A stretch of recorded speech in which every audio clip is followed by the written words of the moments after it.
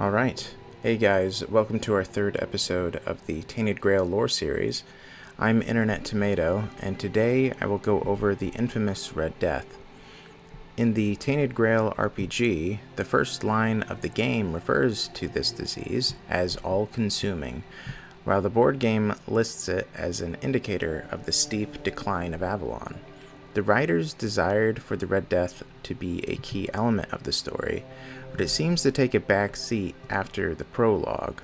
However, it does provide the foundation for components and factions in the tale, from the oddities of the Wyrdness to the authoritative Red Priests. In this video, I will go over the origin of the Red Death, its new form, and how humanity has dealt with the disease. I will also do my best not to give too many spoilers, but if you love board games and want to experience the lore for yourself, I'd highly encourage you to consider playing the Tainted Grail board game and the expansion called the Red Death instead of watching the video. If you wouldn't mind, I'd also appreciate it if you'd hit the like button, consider subscribing, and dropping a comment. So yeah, let's get started. Upon the mist-ridden island of Avalon, a stranger steps through a village. Terror grips the air upon his arrival. Proceeding beyond the weak, decrepit, and destitute, he passes a skeletal statue of towering height, meant to be a guardian against danger. Behind the stranger are 10 soldiers, armed to the teeth, with red cloth flowing in the musty breeze. Whispers of madness reach the stranger's ear. Huddled aside the road is a family. The eldest son has red sores on his arms, and cracked skin covering his face like a puzzle of flesh. The boy's body shakes and convulses, seething through his teeth. The stranger in red does not speak as the family knows his authority. With a flick of the hand, the soldiers approach the boy, who growls like an animal and screams in gibberish. The mother's pleas fall on deaf ears, as not only is her eldest taken, but all of her children. "May Kai's blessings comfort you," the dispassionate stranger says over the cries of the mother, before the soldiers drag the screeching children away to never be seen again. How did it come to this? Well, 600 years ago, far from Avalon in the land of Camlann, the Red Death was born. Some believed it was a natural disease, while others believed it was a curse upon Camlann and Arthur's people by a malicious entity. Almost no one in Avalon knows the truth of its genesis.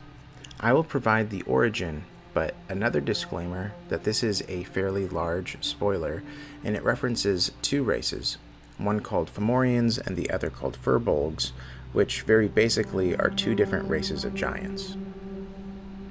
It all started a very long time ago, when Fomorians found a human infected with a magical disease, unlike any that they've seen before.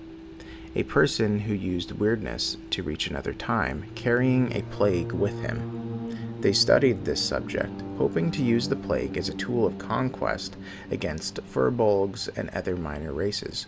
Merlin, Arthur's court wizard, eventually learned of the plague decimating the Furbolgs and realized how dangerous it could be.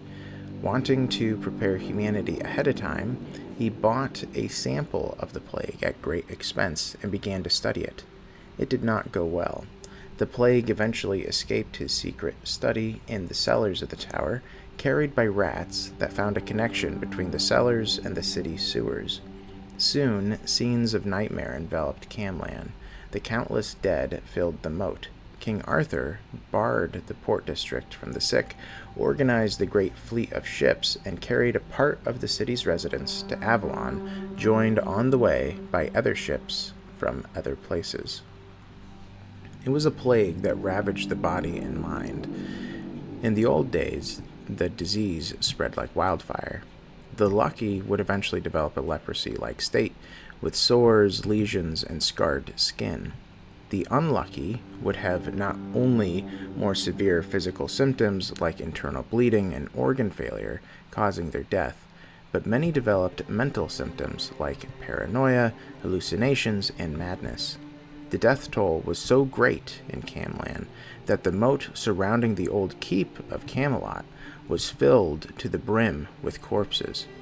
It was a mysterious disease and had no cure despite the great efforts of Merlin and an order called the Red Priests who formed to combat this disease. As all hope was lost, Arthur heard word of the magical island of Avalon. Merlin and the individual who made Arthur aware of Avalon believed that going to this island would eliminate the plague. Arthur made his decision to leave Camlann, and upon setting foot on Avalon, the disease was not nearly as contagious or dangerous as it once was, but some who developed the sickness on the voyage were too far gone. They were sent to the dark morass to perish. Most died there, while the few survivors started a Red Death colony. The dark morass became the location of the first Red Death Asylum on Avalon, as the Red Priests of the day saw the labor continuing their work on a cure for the few afflicted. Those in the leprosy-like state remained so, but were no longer infectious. The Order of the Red Guards was formed, soldiers afflicted with the disease in the benign state. The Red Priests dwindled in number as the disease became less and less common. After nearly half a millennium of the refugees inhabiting Avalon, the Red Death began to resurge. Despite the calmed-down disease, the Red Priests had never disappeared over the centuries.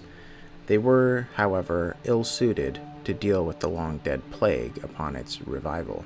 Their order and religion had changed since they stepped foot on Avalon. The priests moved their headquarters to the Isle of the Dead over the years, and according to the priests, their prophet Kai had made the request, which Arthur granted. The new asylum was named the Island Asylum, and they have been stationed there ever since. In addition, ever since Merlin's departure, the Red Priests have been the sole minds working on combating the disease, and therefore hold much political capital in Camelot, since their order appears to be what is holding the Red Death tide from sweeping all of Avalon. The last change of the Red Priests to mention is that the Red Guards are no longer those with a benign state of Red Death, but now are mostly ordinary soldiers under the command of the Red Priests. Out of duty or honor, many who realize they have the Red Death go to the asylum willingly. The infected who refuse to go are sent to the plague-stricken districts and are known by some as the Marked, with those in the beginning stages having said to have the red sign. There is news of a working cure that can prevent the symptoms from reaching the final stages of organ failure and internal bleeding. However, the Wyrdness of Avalon seemingly has changed the game. The Red Death now leads to far more behavioral, mental, and physical disorders. Those afflicted not only have paranoia, hallucinations, and madness, as they did in Camlann, but now become feral, see visions, or undergo mutations. Some flee into the Wyrdness, only to be corrupted and then transformed, usually into what is called a Wyrdclaimed. The Red Death may have a symbiotic relationship with the Wyrdness, but it is inconclusive in my personal experience. It is equally possible that with the resurgence of the Red Death, the Wyrdness simply has more opportunity to mutate those afflicted, both mind and body, as their delusions from the Red Death lead them to go into the Wyrdness or have a prolonged stay within it. To me, it is very possible that the symptoms of the Red Death and the Wyrdness just stack on top of each other, as opposed to the Red Death having been made stronger with its relation to the Wyrdness. More on that later on in the video. From their rigorous research and testing, the Red Priests have discovered 6 stages of the Red Death. Though there are different descriptions, I will do my best to interpret the information I've seen.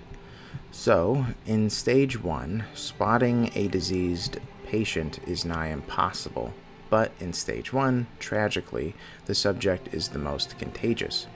A Stage 1 patient may feel a gentle burning sensation on their skin, a cough, reddened skin, or body aches.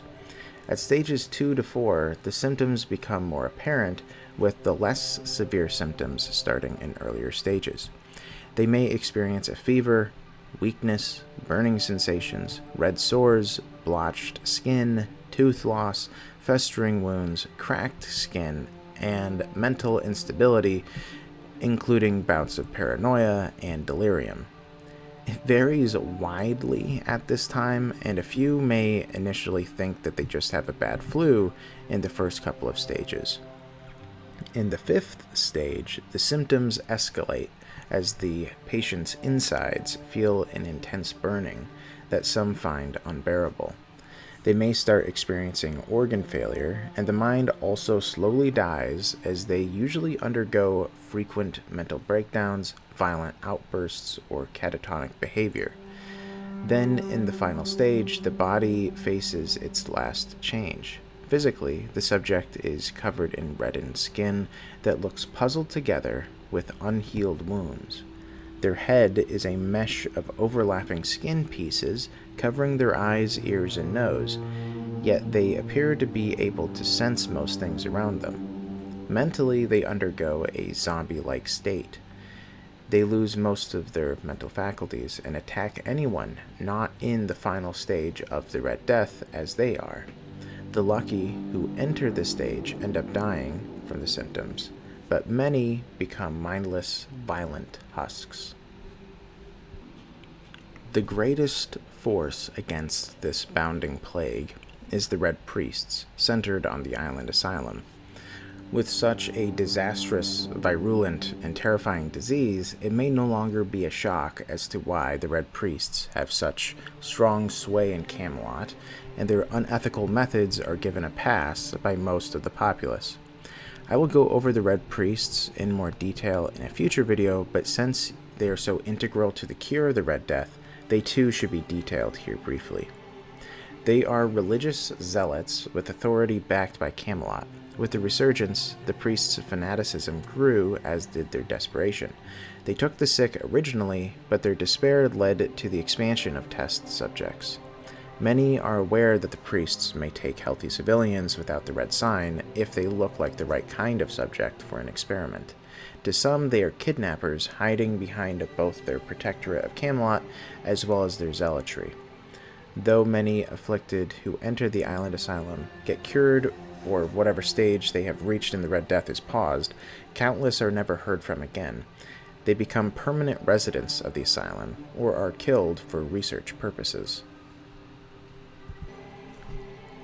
The Red Priests view the Red Death as a curse or punishment. Some believe that if you renounce your evil ways, that you will be cured. But from what I can tell, there is little credence to this. But hold on to that for a minute. Also, Red Priest researchers sometimes hold the view that the Wyrdness is a gift, or that it may have properties that can counteract the Red Death. That has led many priests in the island asylum to create human mutations using Wyrd essence and testing it to see if they are still affected by the Red Death as these mutated creatures. There may be some validity to this view, but no perfected administration process using Wyrd essence has been established. At the least, it does appear that the Red Death became less contagious and dangerous after coming to Avalon, where there is Wyrdness, and also since the Red Death plague began because someone was using Wyrdness to effectively teleport, the cure likely could include Wyrd essence, similar to how something like an antivenom is made using the same creature's venom. In this final section, I will go over my personal thoughts because much of the cure and the state of the Red Death is theoretical. My best guess is the cure has to do with mutation or ascension. Once a human has been sufficiently mutated, the Red Death can no longer affect them. The case of the Pict Syria in the island asylum is a testament to this. Despite repeated attempts to infect her with the Red Death, her body rejected the disease. In the board game expansion called The Red Death, there is a questline of the Picts as well. They were able to survive in the ruined Camlann despite the Red Death seeping into the land. Their mutation rituals appear to grant them immunity to the disease. but there is slightly more to it.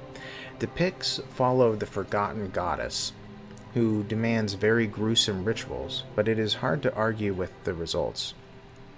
You enter a dream state during the Red Death questline, and it culminates in this passage. You see Picts dying from the Red Death. You see Picts going mad from miasma. You see Picts finding a forlorn chamber deep in the mountains, blocked with dozens of locks made of different materials. Each of the locks bears a symbol of a different god. The Picts open each of them. Then you see Picts drawing blood. The Picts rebuild their decayed settlement, freed from the danger. Whether the Picts are immune because of the blessing of the forgotten goddess, or because mutating one's body makes you immune to the Red Death, it is a little hard to say. However, it is true that the forgotten goddess blessed her followers with Red Death immunity. It would make sense then that the Picts in Avalon are immune because they show their fealty to the goddess through their mutations. In addition to this, perhaps the Red Priest's belief that denouncing your evil ways isn't insane either then. What if a true devotion to Kai and her teachings grants them an immunity like the true devotion grants Picts immunity? Now, from what I can tell, cured Red Priests who swear it was due to Kai and their devotion are rare and mostly legend, but there could be some truth in the legend. The final thing to mention is that I think the Wyrdness may cure the disease because it mutates the body, but I think it may be possible that the Wyrdness is like a combative will where the Red Death and the Wyrdness fight over ownership of the patient. The possibility is contingent on your view of the Wyrdness, of course, and what it is, but still, it's food for thought. This is all theoretical, and I'm not smart enough to determine the true solution, but this was the information I felt could lead to the cure or better understanding of how to solve the disease, as well as why there is so much study in Avalon. I hope this video helps you in your future playthroughs of Tainted Grail to have a fuller picture of the world. There is much more, but I hope I did not reveal too many spoilers. If there's anything you wish I had detailed more, or any lore you'd like to see in the future, please leave a comment and let me know. Also, if there's anything I missed or something I can improve on, please tell me that as well, since I really do want to make these videos better in the future. If you liked the video, please consider giving it a like, and if you haven't subscribed already, please subscribe if you want more content like this. Thanks so much for watching. I hope you guys have a great day, and I hope to see you guys later. So yeah, bye-bye.